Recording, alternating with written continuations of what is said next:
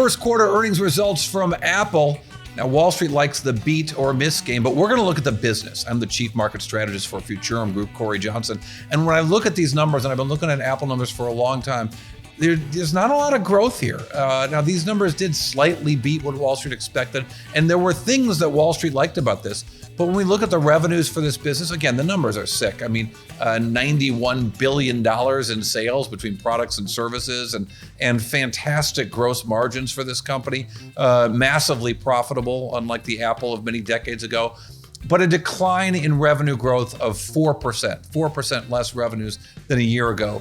Just not good. Now, I mentioned profitability, sure, 31% profitability on some of the biggest numbers any company's ever reported in the history of all time. That's good. But this business is dominated by the iPhone. 51% of the sales in the quarter, and the sales weren't great for the iPhone. There were declines in that business.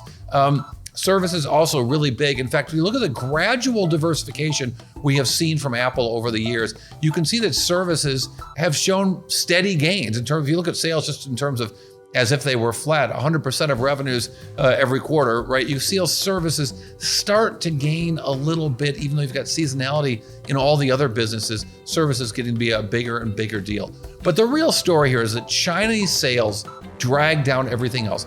In China, they saw revenues decline by 8%. Well, the rest of the world was down a little, but not so much. So the result was, of course, that China really hurt Apple because they weren't buying iPhones. Negative 8% growth, if you will, shrinkage. But the services business saw great growth, 14% growth on a year-over-year basis. So that grows while other things shrink.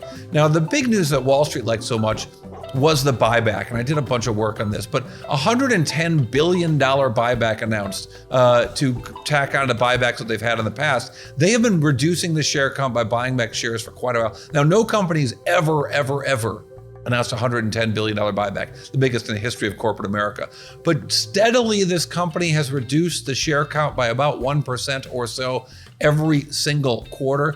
And the result is a boost in the EPS. If you looked at what the share count was, 4 years ago, and kept it flat, even though they're issuing stock, just kept it flat, you would have had a lot less earnings. The result of the buyback is it's added 14% to earnings per share in the most recent quarter. And so the continual buyback of shares boosts the earnings per share, the denominator goes down, the net income number goes up. So what you're seeing, or even when the net income goes down, you're seeing earnings per share increase. Now, when you look at the stock chart, the market really liked those numbers, as well as the suggestion that maybe things weren't worse than they'd known. 7% increase in the stock in after-hours trading after a year when the stock was only up 3%. Here's what Tim Cook had to say in the conference call. I don't want to present myself as an economist, so I'll steer clear of that. From what we saw was an acceleration from Q1, and it was driven by iPhone. And iPhone in mainland China, before we adjust for this 5 billion impact that we talked about earlier, did grow. That means the other products didn't fare as well, and so we clearly have work there to do. I think it has been and is through last quarter the most competitive market in the world, and I wouldn't say anything other than that. I've said that before, and I believe that it was last quarter as well.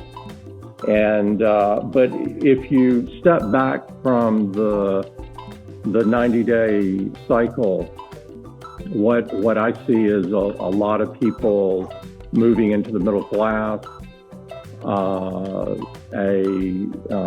We try to serve customers very well there, and have a lot of happy customers, and you can kind of see that in the latest store opening over there.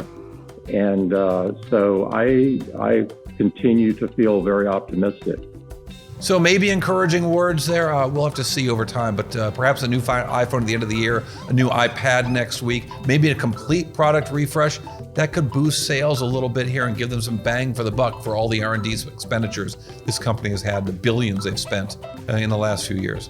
All right, what's it all mean? One summary and one number that tells us a whole lot. We'll have that right after this. The drill down is brought to you by Futurum Group, where analysts, researchers, advisors, content creators, and marketing experts help business leaders anticipate and understand shifts in their industries and build strategies to leverage disruptive innovation. With deep analysis, Futurum Group's extensive industry experience delivers reliable research and data, thought leadership, and actionable advice to help you with your strategy and go-to-market efforts. Futurum Group. First quarter earnings from Apple, and it was a fascinating quarter from this business because it's slowing down. Specifically, the company cited sales in China that have been hurting the company. People are just not buying iPhones in China in the last quarter. But hopefully a product refresh at the end of this year. New iPad's going to be announced probably next week. May boost sales going forward. The iPad numbers were particularly bad. But when you want one number that means a whole lot, Wall Street liked the stock buyback. But the most important thing here was the decline in iPhone sales. Negative 10% change year over year in iPhone sales.